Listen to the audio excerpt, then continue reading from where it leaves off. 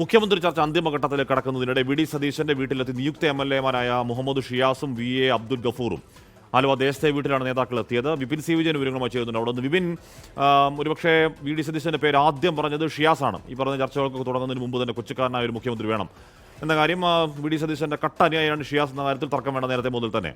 എന്താണ് V D സതീശന്റെ ദേശത്തെ വീട്ടിലെ ഇപ്പോൾ കാഴ്ച, വിപിൻ?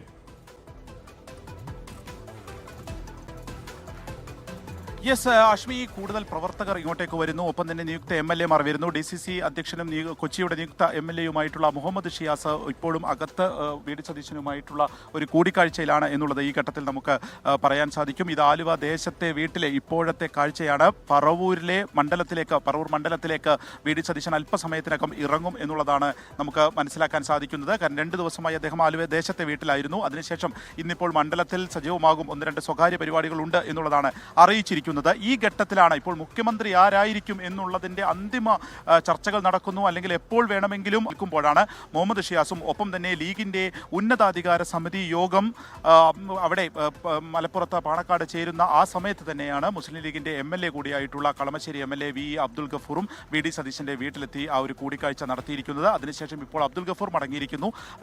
ഇപ്പോഴും മുഹമ്മദ് ഷിയാസ് വീട്ടിന് അകത്ത് ഉണ്ട്. അവർ കൂടിക്കാഴ്ച നടത്തുകയാണ്.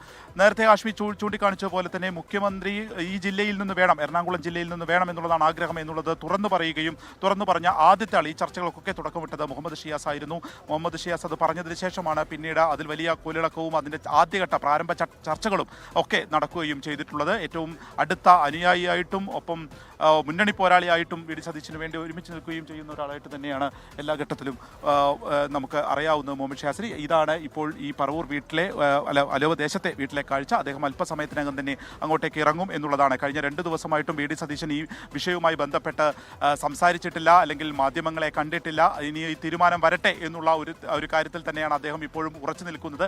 യഥാർത്ഥത്തിൽ വി ഡി സംസാരിച്ചിട്ടേ ഇല്ല ഈ വിഷയം ബന്ധപ്പെട്ട്. പക്ഷേ അന്ന് ഡൽഹിയിലെ ചർച്ചയ്ക്ക് ശേഷം ഈ പറഞ്ഞ പ്രകടനങ്ങൾ, ഫ്ലക്സുകൾ ഒഴിവാക്കണം എന്നതിനപ്പുറം ഈ CM ചർച്ചയിൽ വി ഡി ഏതെങ്കിലും തരത്തിൽ പരസ്യപ്രതിനിധി ഇതുവരെ നടത്തിയിട്ടില്ല. വിപിൻ, നേരത്തെ RSP നേതാവ് NK പ്രേമചന്ദ്രൻ സംസാരിക്കുമ്പോഴും ഈ പറയുന്ന അത് പരോക്ഷമായി സതീശന്റെ പേരെടുത്ത് പറയുന്നില്ലെങ്കിൽ കൂടിയും അത് വി ഡി സതീശൻ നിലപാട് തന്നെയാണ് RSPക്ക് വന്ന കാര്യം അദ്ദേഹത്തിന്റെ വാക്കുകളിൽ വളരെ വ്യക്തമാണ്. ലീഗിന്റെ നിലപാട് എന്താണെന്ന് വ്യക്തമാണ്. ബാക്കി ഘടകകക്ഷികളുടെ ജോസഫ് വിഭാഗത്തിനടക്കം നിലപാടും വ്യക്തമാണ്. അപ്പോൾ ഇന്ന് ഉച്ചയ്ക്ക് മുമ്പ് അല്ലെങ്കിൽ ഉച്ചയ്ക്ക് ശേഷം ആ തീരുമാനം വരും എന്നതാണ് കരുതപ്പെടുന്നത്. ആ തീരുമാനത്തിൽ ശുഭപ്രതീക്ഷയുണ്ടോ ആലുവ ദേശത്തെ ആ വീട്ടിൽ വി ഡി സതീശൻ ക്യാമ്പിൽ, വിപിൻ? യെസ്, ഇപ്പോഴും ആ ഒരു പ്രതീക്ഷ വെച്ചു പുലർത്തുന്നുണ്ട് വി ഡി പക്ഷം. കാരണം ആ ഒരു ജനവികാരത്തെ മാനിക്കാതെ മുന്നോട്ട് പോകാനാവില്ല. കാരണം തെരുവിലടക്കം നമ്മൾ കണ്ടതാണ് വി ഡി സതീശനെ അനുകൂലമായിട്ടും ആ തീരുമാനം അംഗീകരിക്കണം എന്നും ആവശ്യപ്പെട്ടുകൊണ്ടുള്ള ഫ്ലെക്സുകളും ഒപ്പം തന്നെ ആളുകളുടെ പ്രതികരണങ്ങളും അത് സാധാരണ പ്രവർത്തകരൊക്കെ തന്നെ തെരുവിലിറങ്ങുന്നത് കണ്ടതാണ്. അത് കാണാതെ ഹൈക്കമാൻഡ് ഒരു തീരുമാനം എടുക്കുകയില്ല. അതുകൊണ്ട് തന്നെ ഒരു പരിഗണന ഉണ്ടാകും എന്നുള്ളത് ഇപ്പോഴും വി ഡി സതീശൻ പക്ഷം കരുതുന്നു. ആ രീതിക്ക് തന്നെയാണ് മുന്നോട്ട് പോകുന്നത്. ഇനി അങ്ങനെയല്ല എന്നുണ്ടെങ്കിൽ തന്നെ ഏത് രീതിയിലേക്ക് ആയിരിക്കും അത് കടക്കുക എന്നുള്ളതും ഇപ്പോൾ പറയാൻ കഴിയില്ല.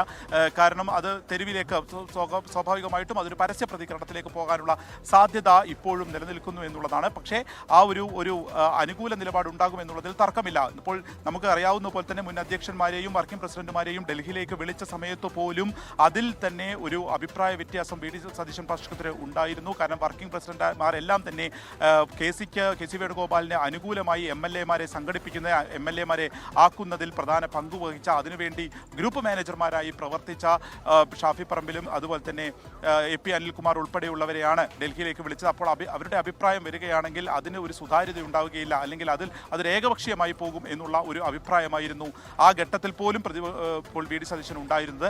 അതുകൊണ്ട് അദ്ദേഹത്തിന് അനുകൂലമാകും എന്നുള്ള പ്രതീക്ഷ ആ ഒരു കാര്യം തന്നെയാണ് ഇപ്പോൾ ഈ ടീം മൊത്തം തന്നെ പറയുന്നത്. ഇനി എതിരാവുകയാണെങ്കിൽ തന്നെ അദ്ദേഹം ഏത് തീരുമാനമെടുക്കും, മന്ത്രിസഭയിലേക്ക് ഇല്ല എന്നൊക്കെയുള്ള കടുത്ത തീരുമാനങ്ങളിലേക്ക് പോകുമോ എന്നൊക്കെ ആദ്യഘട്ട ചർച്ച ഉണ്ടായിരുന്നു. പക്ഷേ പിന്നീട് അത്തരത്തിലൊരു ചർച്ചകളുമില്ല എന്നുള്ളത് പറഞ്ഞിരുന്നു. എങ്കിൽ പോലും ഏത് തീരുമാനമാകും എന്നുള്ളത് കേരള രാഷ്ട്രീയത്തിൽ ഏറ്റവും നിർണായകമാകുമെന്നുള്ളത് തർക്കമില്ലാത്ത കാര്യമാണ്. അദ്ദേഹം ഇന്നിപ്പോൾ എറണാകുളം ജില്ലയിൽ തന്നെ ഉണ്ടാകും, പറവൂരിൽ ഉണ്ടാകും.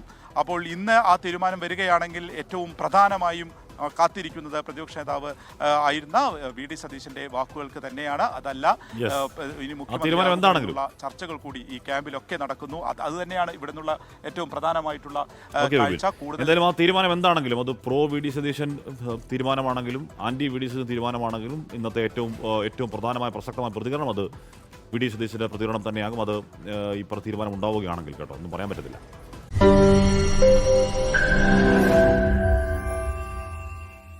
ലോകത്തെവിടെയായാലും ഏത് സമയത്തും 24 വാർത്തകളും ഓഗ്മെന്റഡ് റിയാലിറ്റി പാക്കേജുകളും എക്സ്പ്ലെയിനറുകളും വിശദമായി കാണാൻ ഞങ്ങളുടെ യൂട്യൂബ് ചാനൽ നിങ്ങൾക്ക് സബ്സ്ക്രൈബ് ചെയ്യാം.